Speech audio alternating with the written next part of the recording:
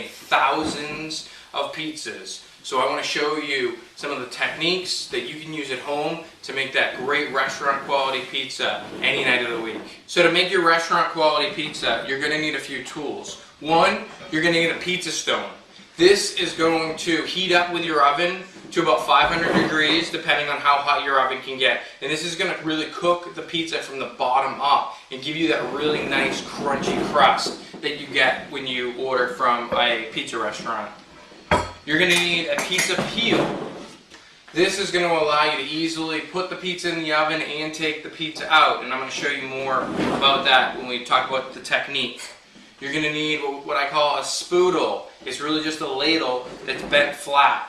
You can get one of these. You can get an actual ladle that's low cost at Walmart, $2 or $5, and actually just bend it flat yourself. And this is going to make for painting the pizza very easy. Obviously, you're going to want to have a pizza cutter. This is for obviously cutting the pizza. No surprise there. And if you have a good set of oven mitts, you're going to want these so that you don't burn yourself. So let's talk about the pizza dough.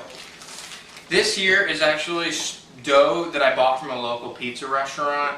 There's nothing wrong with going in and buying, some of your ingredients. Here in Houston, at sometimes during the year, it's very difficult to make pizza dough because with the humidity, it doesn't rise well. It's also hard on occasion to get the gluten content in dough right, which allows you to really stretch the dough out so that it's not tearing easily. You're also going to need semolina, extremely important. A lot of people will use cornmeal. Cornmeal has a very distinctive flavor, where semolina has almost no flavor. And what this is going to allow you to do is coat the dough with semolina, and then it's going to allow you to pound out the dough so that it doesn't stick to the surface that you're using. So now we're ready to actually pound out our pizza dough and make a pizza.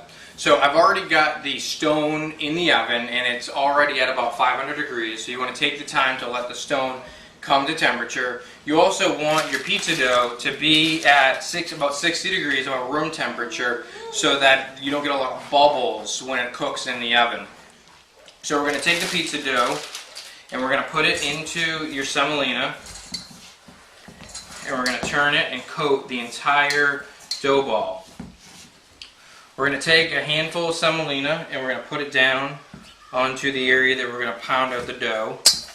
Here we have the top of the dough ball. This is going to become the bottom of your pizza. So we're going to flip it over. We're going to take our thumbs and our forefingers and we're going to work around the dough, pinching it. And what this is doing is this is creating what will become our pizza crust. So we go all the way around. You want to let the dough come to 60 degrees because if you don't, the cold dough will cause a lot of bubbles in your oven. So we're going to press out any air, just kind of press it straight down. And now we're going to actually start pounding out the pizza. So depending if you're left-handed or right-handed, you're going to do this differently. I'm right-handed, but I actually pound left-handed. So just do whatever feels comfortable to you. So you're going to start, and I take my hand and I'm kind of going to dig it into the crust here. Take my other hand, I'm going to pull the dough. So what I'm doing is I'm kind of pressing my fingers in and then turning it with my left hand and kind of press and pull. Press and pull.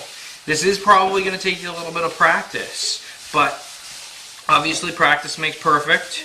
And you're going to kind of keep going, and your dough the crust is getting thinner and thinner, and that's just good. And then you're going to kind of just drag the dough across your fingers at the top. If you tear the dough, no problem. You're just going to pull the dough back over itself and push it down and repair it yourself. Don't worry about tearing the dough. If your dough is tearing very easily, it's probably because you don't have a high gluten dough. The gluten in the dough allows it to be stretchy. And without that gluten content, it is going to tear easily. So in many cases, if you buy a good dough from a restaurant, you're not going to have that problem. If you make your own dough, make sure that you get a high gluten flour to make sure that you have nice stretchy dough. So we're going to continue to pound out the dough here, and then we're going to work our way kind of into the middle and just stretching it by pulling our hands apart. And what I'm doing now is I'm making sure that the dough is consistent all the way across so that it has the same thinness. I'm going to work the crust a little bit, and I'm just continuing to spin the dough and pull the dough across my fingertips. And just continue to stretch it out. And then I'm going to pull even more as it gets bigger. And it's kind of a slow process. And then what you may need to do in this case, I'm going to need to actually pick up the dough. And what I'm doing is I'm using kind of 2 fists. And I'm going to just kind of pull it apart a little bit with my fists and turn it. Pull and turn, pull and turn. And stretching out the dough. And so there you have your dough. It's ready. It's ready to be made into a perfect pizza. I'm just going to get it a little thinner. So I've got my pizza stone in the oven. So I'm going to pull that out. You're going to be very careful because that pizza stone is about 500 degrees. So I've got my peel. I've got an oven mitt on.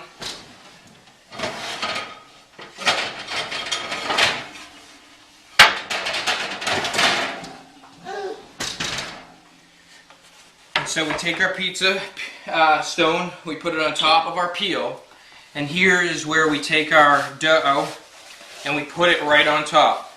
So what's going to happen is your dough is going to actually start cooking as soon as you place it on here. You're going to kind of stretch it out, being careful not to burn yourself, so that it's the same shape as the stone, a nice circle. And now the dough's already cooking.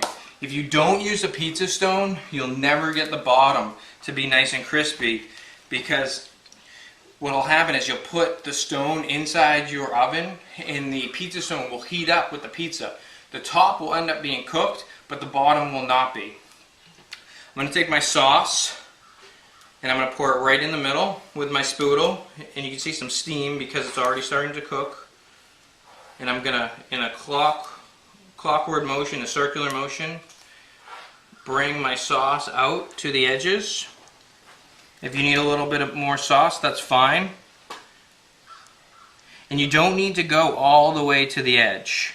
You actually don't want to go all the way to the edge. As things heat up in the oven, your sauce is going to get a little looser and everything's going to go outward.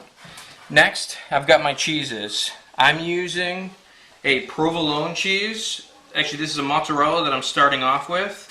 And I get slices because the slices, I think, have the best flavor. A lot of times when you buy shredded mozzarella, there's almost no flavor to it. So I'm using a boar's head sliced mozzarella that I'm starting in the middle again, and I'm working my way out to the outside. This is going to allow, as the pizza cooks, everything to move outward. And if you look, you can see that the cheese is already even melting because it's on the hot pizza stone. Next, I've got a boar's head provolone that I'm working with, that I'm placing on. I'm actually going to end up using 4 different cheeses. And then I've got just a Kraft sharp cheddar. And we're going to take this and we're going to make sure we get all the way to the edge. And then in the middle, going to kind of clean it up a little bit around the outside. I'm going to take a little bit of Pecorino Romano, just sprinkle over the top. And then we're going to sprinkle with a little bit of oregano.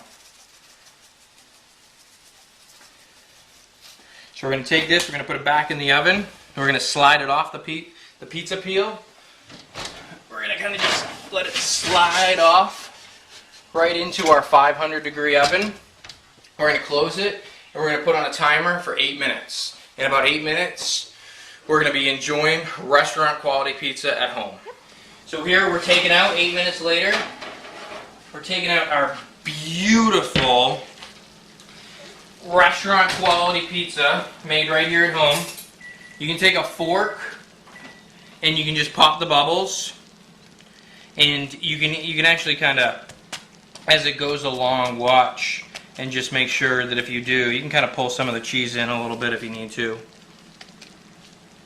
And there you have it. A beautiful pizza that's nice and crispy, not only around the edge, But on the underside of the pizza, as you can see how nice and perfectly cooked the bottom of the pizza is. And that's because we had the pizza stone inside the oven before we actually place the pizza in the oven. So lastly, we need to cut our pizza. We're going to cut it into 8 slices. So you're going to wait about 5 minutes after the pizza comes out of the oven. You want the cheese to congeal a little bit, or when you cut it, all the cheese is going to run off the pie. So we're going to go ahead, we're going to slice through 1, 2, we got 4 slices, and then we're going to cut those slices in half. Then we've got our beautiful pizza slice with a gorgeous crispy bottom. Enjoy it. So make sure to read my entire blog on this post. If I've missed anything, I'll make sure to write it in the instructions. I'll also have the full recipes for my sauce, for what kind of cheeses I use, more information about dough. If you've got any questions, feel free to leave a comment below, or you can send me a note on Twitter or Facebook. Thank you.